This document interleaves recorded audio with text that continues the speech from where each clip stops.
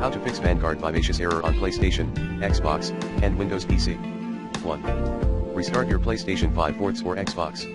2. Check Call of Duty, Vanguard server status. 3.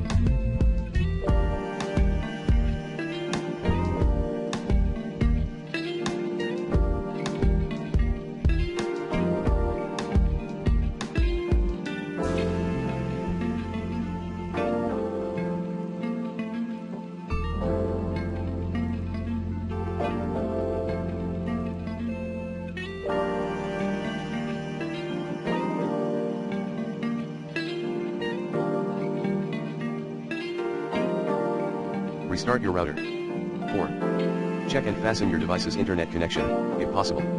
5. Scan and repair the Vanguard game files on PC, via battle.net. Launcher.